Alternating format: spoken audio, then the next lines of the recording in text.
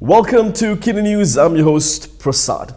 Thousands of people wearing blue shirts attended the BN convention in Kuala Lumpur today as part of the coalition's general election build-up and also to celebrate the coalition's 48th anniversary. The stars of the show were Najib Abdul Razak and Zahid Hamidi. One took swipes at BN's rivals while the other rallied delegates to support an early election. Najib Abdul Razak has called on voters to punish both Perikatan Nasional and Pakatan Harapan in the next general election. He said this is because PN allegedly lied and Harapan appointed incompetent ministers. Bila kita nak deliver, kita kena orang yang ada kebolehan sikit. Orang putih kata competent. Mesti orang competent. Menteri-menteri PH dulu, kebanyakannya menteri-menteri cap ayam.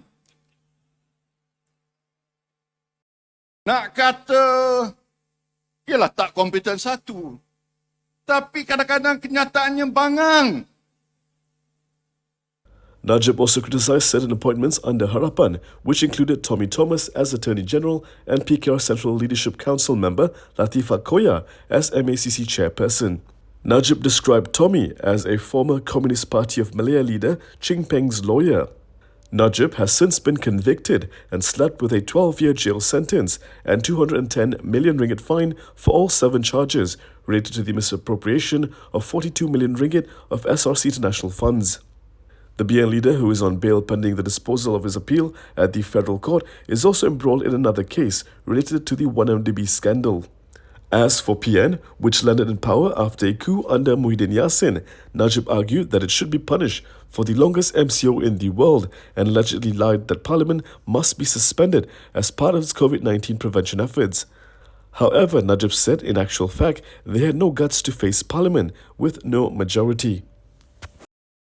The main event was of course Zahid's speech, where he got delegates on their feet to support holding the election as soon as possible. BN chief Ahmad Zahid Hamidi continues his push for the 15th general election to be held as soon as possible. At BN's 48th national convention today, he rallied some 4,000 delegates. BN members gathered at Dewan Merdeka stood up and cheered in response to Zahid's question on whether they wanted to see an election held this year. Saya nak tanya dengan para perwakilan, siapa mahu pilihan raya tahun hadapan? Siapa mahu pilihan raya tahun ini? Siapa mahu pilihan raya dalam waktu terdekat? Kalau kita mahu pilihan raya pada tahun ini dan waktu terdekat, saya nak lihat berapa yang bangun dan menyokong saranan ini. The UMNO president, however, was quick to add that the final decision on the date should be left for discussion with Prime Minister Ismail Sabri Yaakob. Earlier in his speech, Ismail Sabri said he will discuss the matter with the top 5 in reference to Zahid, UMNO Deputy President Muhammad Hassan and the 3 vice presidents.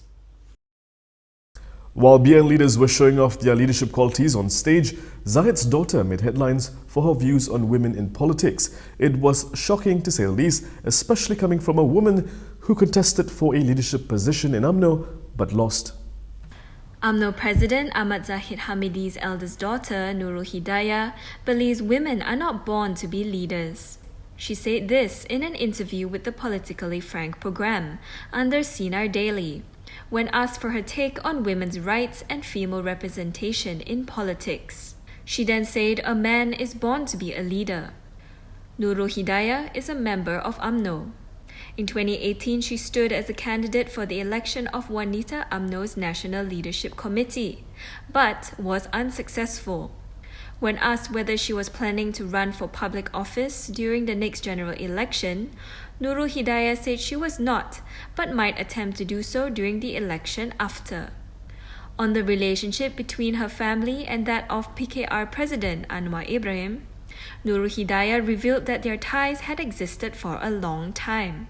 She described Anwar as a sweet talker who had strong family values, the latter trait being one that she admires.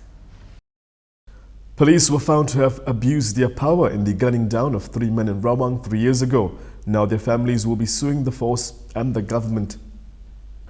The police were not shooting in self-defense in an incident where 3 men were gunned down in Rawang, Selangor 3 years ago.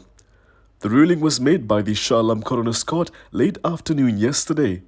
Coroner Rashia Razali said there was a criminal element in the case and there was an abuse of power by the authorities in the fatal shooting. The men gunned down were G. Devaselvan, 31, S. Magendran, 23, and Sri Lankan national V. Janathanan, 40. Lawyer M. Viswanathan, who acted for the family of the deceased, confirmed the verdict in the inquest. The inquest was conducted to delve into the circumstances surrounding the incident at Jalan Batu Arang, which saw the 3 men gunned down by a police team at about 5 a.m. on September 14, 2019. Police claimed that the men were suspected to be members of a house break-in gang and that they were killed allegedly during a shootout following a high-speed chase. Janathanan, who resided in the UK and was the brother-in-law of Devaselvan, was in Malaysia together with his wife and their 3 children for a visit. Magendran, meanwhile, was Devaselvan's friend. However, the family members of Devaselvan and Jagannathan disputed the police version of the incident and claimed possible foul play. The family of the 3 men gunned down in Ramang 3 years ago are preparing to mount a civil action against the police and the government. The proposed legal action also seeks to compel the authorities to trace the whereabouts of G. Moganambal, the wife of one of the deceased, who went missing following the incident. PKR has received thousands of complaints from party candidates over its election process. However, it will take a week before a decision is made on whether or not an audit of the results will take place. It will be known next week whether PKR will audit the results of the party election. This is according to Party Election Committee Chairperson Dr. Zaliha Mustafa. Zaliha was quoted by the Star as saying that this was the result of complaints by former Perak PKR chief Farhaj Wafa Salvador. She said the party will make a decision as soon as possible because they are looking at a few more things, such as the complaints. She told the Star there were a few hundred complaints from election candidates. PKR held its leadership election earlier this month. The official results will only be announced during the party's annual congress on June 25th and 26th. The election was conducted using the Adil smartphone application. Votes were cast either in person on a tablet computer or remotely on designated dates. The election process saw Farhaj failing to unseat Selangor Menteri Besar Amiruddin Syahari as the Gombak division head. Remember GST? The Prime Minister appears keen on reintroducing it. However, Harapan is not on board. Pakatan Harapan has disagreed with the proposal to reintroduce the Goods and Services Tax. In a recent interview with Nikkei Asia, Prime Minister Ismail Sabri Yaakob said the government was keen on reintroducing GST. In a statement, the coalition's presidential council said a GST will lead to a sharp increase in consumer goods prices. Harapan also reminded the government that the majority of Malaysians had rejected GST, as shown in the 2018 general election. Harapan said it was inappropriate for the government to think of collecting more taxes from the people when it had not rectified governance issues following the 1MDB scandal. It added that there is no point in collecting more taxes if the taxpayers' money is eventually squandered due to corruption, leakage, and cronyism. Zulkifli Ahmad, one of the more capable ministers in Harapan's administration, has no plans to contest in G15. Former Health Minister Zulkifli Ahmad does not plan to contest in the next general election.